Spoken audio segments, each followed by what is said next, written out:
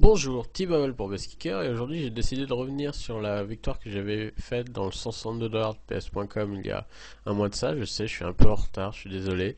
En fait, pour ceux qui n'ont pas suivi, j'avais posté la round history complète sur PXF et j'ai mis le lien sur le forum, sur les forums pour que vous puissiez la voir, discuter, puis pointer les mains qui vous semblaient intéressantes à ce que je discute et apporte mon avis. Je suis très content des retours que j'ai eus, c'est très sympa. Bon, principalement, vous avez pointé les mains que j'avais déjà vues, où je sais que j'avais fait une erreur, donc je vais réexpliquer les erreurs que j'avais faites, mais ça me permet de peut-être passer moins de temps sur les mains qui, entre guillemets, étaient simples, où j'ai eu de la chance, ça, et on les a, puis passer plus de temps peut-être sur les erreurs que j'ai faites, mais aussi sur certaines mains qui ont prêté à la discussion, qui sont pas forcément des erreurs pour moi, je pense. Donc, enfin, je pense pas que ça soit des erreurs forcément.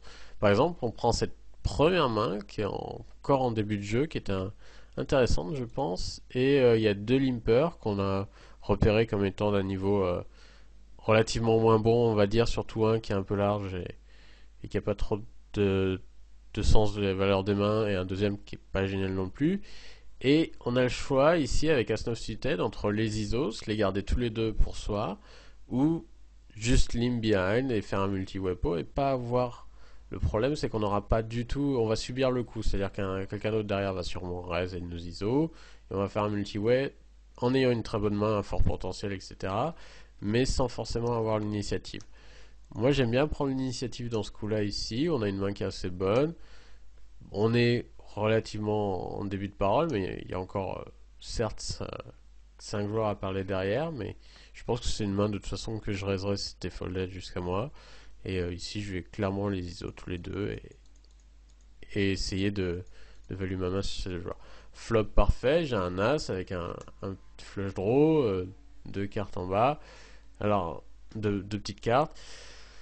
Avant d'analyser le play des autres, c'est de voir ce qu'on va faire. On va essayer déjà d'analyser un petit peu quels sont leurs ranges. Quand vous voyez des joueurs limpés et call derrière, ce qu'on vous apprend, parce que, enfin, les ranges qu'on se met dans la tête par défaut, c'est il a une petite pocket pair. Donc pour vous, ça a touché. Tu vois. Mais en fait, moi, je suis pas tellement d'accord là-dessus. C'est-à-dire que s'ils étaient bons, ok, ils auraient qu'une range de petite pocket pair dans leur limp call. Et d'ailleurs, c'est pas si bon que ça d'avoir une range de limp call qui est uniquement petite pocket pair, entre guillemets. Mais ça, c'est la range qui vient des joueurs de Sit and Go d'il y a quelques années. Maintenant, les mauvais joueurs actuellement ont une range de limp call qui considère de main moyenne et qui considère pas